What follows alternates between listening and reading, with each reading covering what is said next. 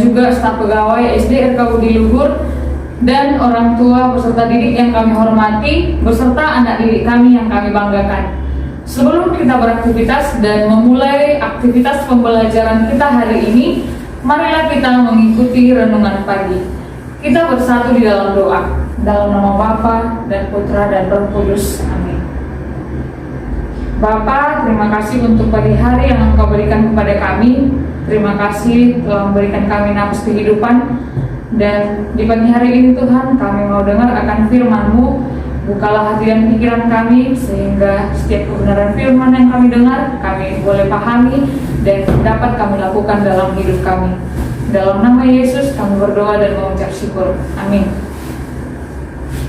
Inilah Injil suci menurut Yohanes. Dimuliakanlah Tuhan. Sekali peristiwa, Yesus mengajar di Yerusalem. Beberapa di antara orang banyak yang mendengar perkataan Yesus berkata, "Dia ini benar-benar nabi yang akan datang." Yang lain berkata, "Ia ini Mesias." Tetapi yang lain lagi berkata, "Bukan, Mesias tidak datang dari Galilea." Karena kitab suci mengatakan bahwa Mesias berasal dari keturunan Daud dan dari kampung Bethlehem, tempat Daud dahulu ditinggal. Maka timbullah pertentangan di antara orang banyak karena Yesus. Beberapa orang di antara mereka mau menangkap dia, tetapi tidak ada seorang pun yang berani menyentuhnya. Maka ketika penjaga-penjaga yang ditugaskan imam-imam kepala dan orang-orang Farisi pergi kepada imam-imam kepala, orang-orang Farisi berkata kepada mereka, "Mengapa kamu tidak membawanya?" Jawab penjaga-penjaga itu, "Belum pernah seorang manusia berkata seperti orang itu." Jawab orang Farisi itu kepada mereka, "Adakah kamu juga disesatkan? Adakah seorang di antara pemimpin-pemimpin yang percaya kepadanya, atau seorang di antara orang-orang Farisi?" Orang banyak itu tidak mengenal hukum Taurat, terkutuklah mereka. Nikodemus, seorang dari mereka yang dahulu telah datang kepada Yesus, berkata kepada mereka, "Apakah hukum Taurat kita menghukum seseorang sebelum ia didengar dan sebelum orang mengetahui apa yang telah dibuatnya?" Jawab mereka, "Apakah engkau juga orang Galilea? Selidikilah kitab suci, dan engkau akan tahu bahwa tidak ada nabi yang datang dari Galilea." Lalu mereka pulang, masing-masing ke rumahnya. Demikianlah sabda Tuhan. Terpujilah Kristus. Yang menjadi renungan kita hari ini, kita cenderung menghakimi dan mengadili sesama tanpa melihat background dan proses yang terjadi, karena dipengaruhi oleh unsur-unsur subjektif dan intrik-intrik personal, politis, dan sosial.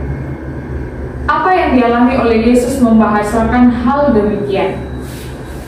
Namun masih ada juga orang-orang tertentu yang melihat dan menyikapinya dengan tenang, tanpa kepura-puraan buruk sebelumnya. Apakah kita cenderung menghakimi secara sepihak dan tidak adil, ataukah lebih tenang dan bijak dalam menilai dan menyikapi semua hal yang terjadi di sekitar kita?